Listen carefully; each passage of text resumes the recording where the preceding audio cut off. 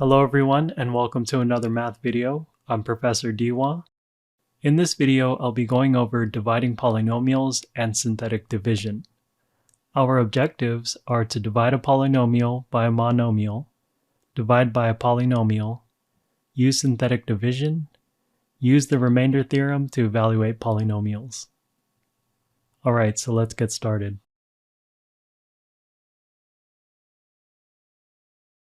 In example number 1, we need to divide the polynomial 12x cubed plus 8x squared plus x plus 4 by the monomial 4x. To do the division, we just divide each term in the polynomial by 4x. We get 12x cubed divided by 4x plus 8x squared divided by 4x plus x divided by 4x plus 4 divided by 4x. Next, we go ahead and simplify. So we have 12x cubed divided by 4x is 3x squared. 8x squared divided by 4x is 2x. X divided by 4x is 1 over 4. And 4 divided by 4x is 1 over x. The final answer is 3x squared plus 2x plus 1 over 4 plus 1 over x.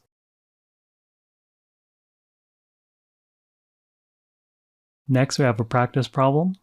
Divide the polynomial 36x to the 6th power plus 18x to the 5th power minus 27x squared by the monomial 9x squared.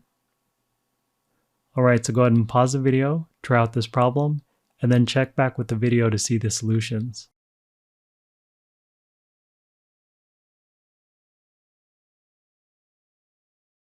Okay, so let's get started.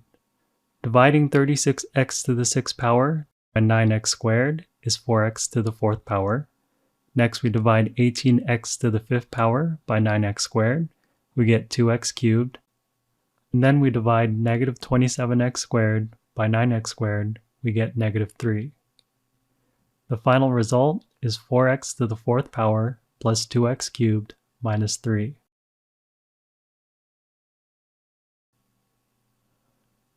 For example number 2, we divide the trinomial 6x squared minus 19x plus 12 by the binomial 3x minus 5. To do the division, we use polynomial long division, which is just like normal long division. So on the outside of our long division box, we put our divisor 3x minus 5. On the inside of the long division box, we put our dividend, which is 6x squared minus 19x plus 12. To start your long division, we need to figure out what we can multiply 3x by to get 6x squared. Well, if we multiply 3x by 2x, that will give us 6x squared. So we start by putting the 2x on the top of the box. Next, we do the multiplication. 2x times 3x is 6x squared. And then we multiply 2x by negative 5. We get negative 10x. Now we go ahead and subtract everything we have here. So we get 6x squared minus 6x squared is 0. We have negative 19x minus a negative 10x, which is negative 9x. The next step is bringing down the 12. And then from here, we start the process all over again. So what we need to do is figure out what we multiply 3x by to get negative 9x. That would have to be negative 3. So we put the negative 3 up here. Negative 3 times 3x is negative 9x. Negative 3 times negative 5 is positive 15. And then we do the subtraction. We have negative 9x minus a negative 9x. This will cancel out and give us 0. We have 12 minus 15, which is negative 3. Since we don't have any more numbers to bring down, this means negative 3 will be our remainder. For the final answer, we write our quotient, which is 2x minus 3, plus the remainder, negative 3, divided by our divisor, 3x minus 5.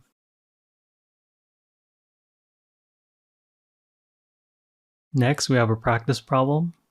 Divide the trinomial 6y squared minus 7y plus 2 by the binomial 2y minus 1. Alright, so go ahead and pause the video, try out this problem, and then check back with the video to see the solutions.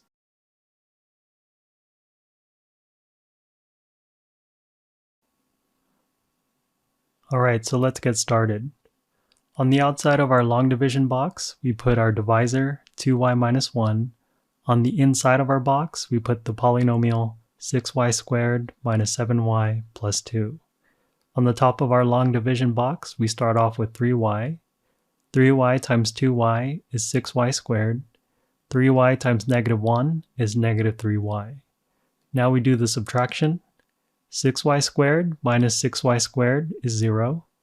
Minus 7y minus a negative 3y is negative 4y. Next we bring down the plus 2, and then we start the process all over again. On the top of our box, we put negative 2. Negative 2 times 2y is negative 4y. Negative 2 times negative 1 is positive 2. And now we do the subtraction. Negative 4y minus a negative 4y is 0. Plus 2 minus 2 is 0. Since we don't have any more numbers to bring down, our remainder is 0. And our final answer is just 3y minus 2.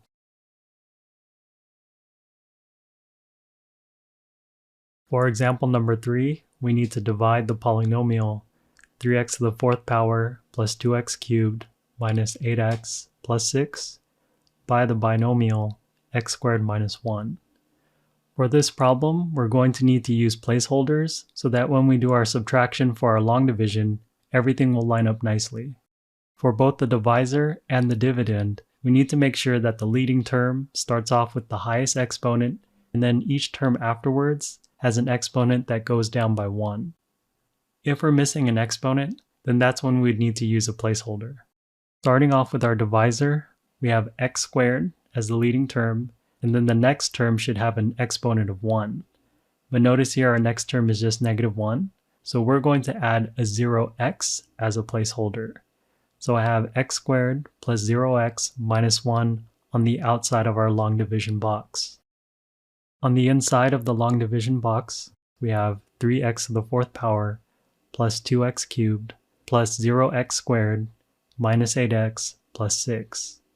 So for this polynomial, we're missing an x squared term, so I added the 0x squared as a placeholder. Now we could go ahead and start the long division process.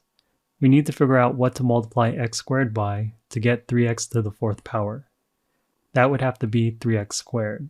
So we put 3x squared on the top, and then we do the multiplication. 3x squared times x squared is 3x to the 4th power. 3x squared times 0x is 0x cubed. 3x squared times negative 1 is negative 3x squared. From here we do the subtraction. We have 3x to the 4th power minus 3x to the 4th power cancels out. 2x cubed minus 0x cubed is 2x cubed. 0x squared minus negative 3x squared is positive 3x squared. And now we can bring down the minus 8x and start the process over. Now we need to figure out what to multiply x squared by to get 2x cubed. That would have to be 2x. So we put plus 2x on the top of our long division box, and we do the multiplication. We have 2x times x squared is 2x cubed. 2x times 0x is 0x squared. 2x times negative 1 is negative 2x. And now we could do the subtraction. 2x cubed minus 2x cubed cancels out. 3x squared minus 0x squared is 3x squared. Negative 8x minus a negative 2x is minus 6x. And now we could bring down the 6. From here we start the process over. To get a 3x squared, we just multiply x squared by 3. So we put a plus 3 on the top of our long division box, and we do the multiplication. 3 times x squared is 3x squared. 3 times 0x is 0x. 3 times negative 1 is negative 3. Now we do the subtraction. 3x squared minus 3x squared is 0. Negative 6x minus 0x is negative 6x. 6 minus negative 3 is positive 9. So our remainder is negative 6x plus 9. From here, we go ahead and write our final answer. We have our quotient, 3x squared plus 2x plus 3, plus the remainder, which is negative 6x plus 9, divided by our divisor, x squared minus 1.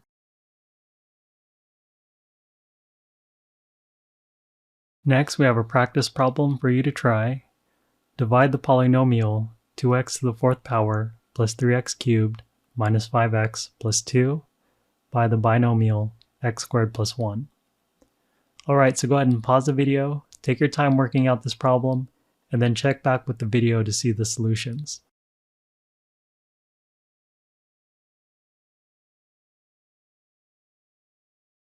Alright, so let's go over the solutions. On the outside of the long division box, we put x squared plus 0x plus 1. On the inside of the box, we put 2x to the fourth power plus 3x cubed plus 0x squared minus 5x plus 2. We start off on the top of the box by using 2x squared, and we do the multiplication. 2x squared times x squared is 2x to the fourth power. 2x squared times 0x is 0x cubed. 2x squared times 1 is 2x squared. Now we can do the subtraction. 2x to the fourth power minus 2x to the fourth power cancels out. 3x cubed minus 0x cubed is 3x cubed. 0x squared minus 2x squared is negative 2x squared. And then we bring down the minus 5x. Next, we start the process all over. So on the top of the box, we put 3x, and we do the multiplication. 3x times x squared is 3x cubed. 3x times 0x is 0x squared. 3x times 1 is 3x. Now we do the subtraction. We have 3x cubed minus 3x cubed cancels out. Minus 2x squared minus 0x squared is negative 2x squared. Minus 5x minus 3x is negative 8x. And now we bring down the 2. Next, we start the process all over again, and on the top of our long division box, we use negative 2. Negative 2 times x squared is negative 2x squared. Negative 2 times 0x is 0x. Negative 2 times 1 is negative 2. And now we do the subtraction. Negative 2x squared minus negative 2x squared cancels out. Negative 8x minus 0x is negative 8x. 2 minus a negative 2 is positive 4. So our remainder is negative 8x plus 4. We write our final answer as 2x squared plus 3x minus 2 plus the remainder, negative 8x plus 4, divided by the divisor, x squared plus 1.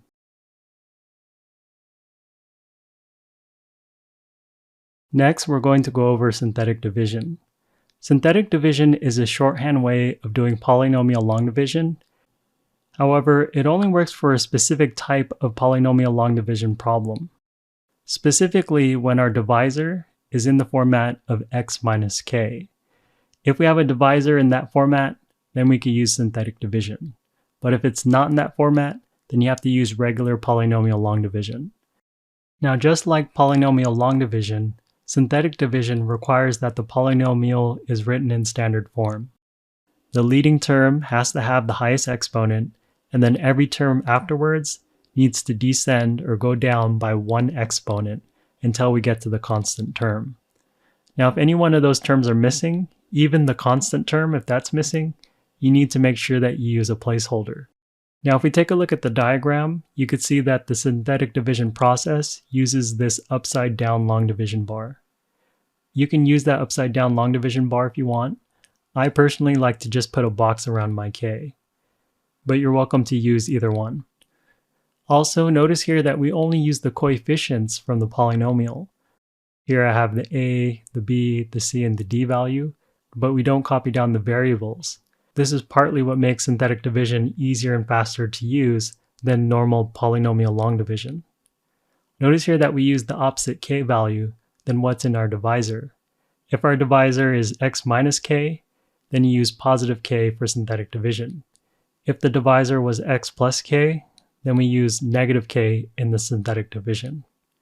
Alright, so this is how we set up our synthetic division.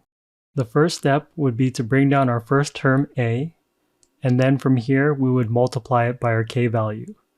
So k times a is ka, and then we would write this underneath our second term b. Next, we would add together b and ka, and then write it down here. And then from here, we would just repeat this same process all over again until we get to the very end. So I'd take my value here, multiply it by k. We would take this product and write it underneath the third term c. And then we would add these two together and write it below and keep following this process until we get to the very end. And then the last term that we end up with will be the remainder. Now the other terms before the remainder are the coefficients of our quotient. So when we write our final answer, we're going to write out the coefficients, plus we need to add back in the x variables. When we add back in the x variables to our quotient, the exponent of the leading term of our quotient will always be one less than the exponent of the leading term of the polynomial that we're dividing. So over here we have ax cubed. That means that the leading term of our quotient will be ax squared. The second term will be x, the third term will be a constant, and the last term will always be a remainder. Alright, so that's the synthetic division process. I'm going to show you how everything works in the next example.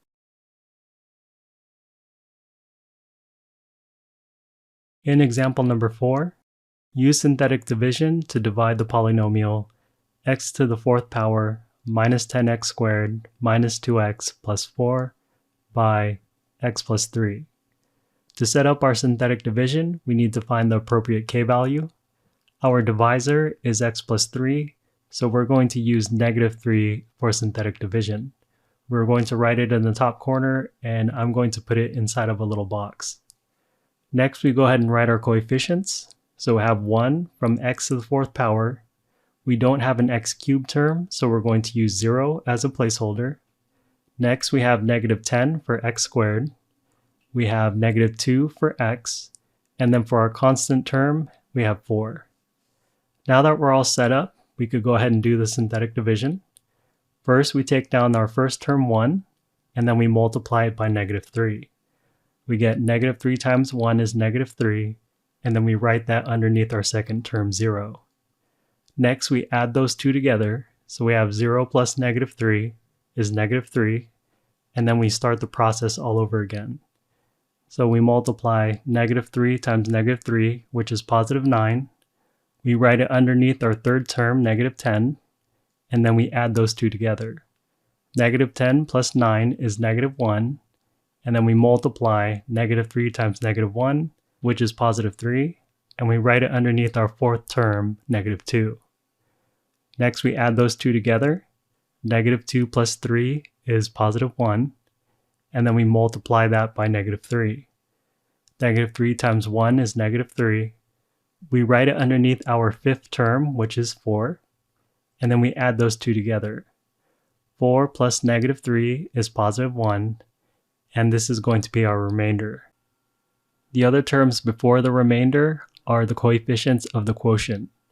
The leading term of the quotient will be 1x cubed, the second term will be -3x squared, the third term will be -1x, the fourth term will be the constant term, positive 1, and then this last term here, 1, is just the remainder.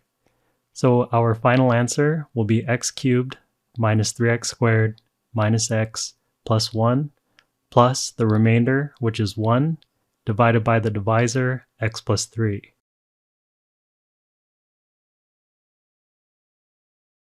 Next, we have a practice problem. Use synthetic division to divide the polynomial 4x cubed minus 3x squared plus 6x plus 5 by x minus 1. Go ahead and pause the video, try out this problem, and then when you're finished, check back with the video to see how you did.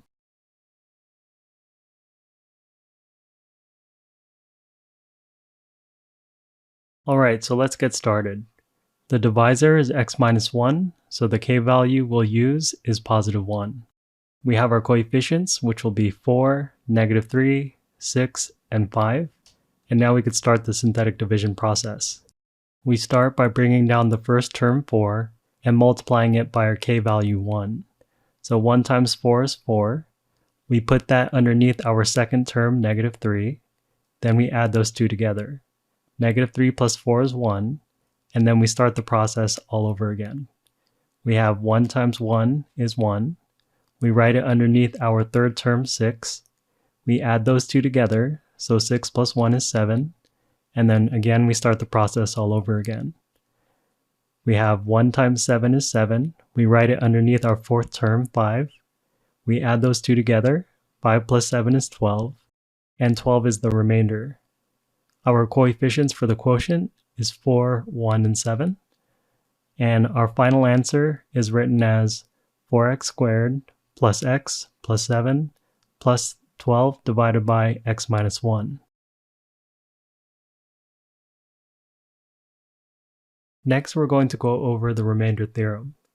It states here that if a polynomial f of x is divided by x minus k, the remainder is r equals f of k. So what the remainder theorem is telling us is if we took the function f and evaluated it with the value of k, the value that we'd get out is equal to the value of the remainder if we divided the function by x minus k. In the next example, I'll show you how we can apply the remainder theorem.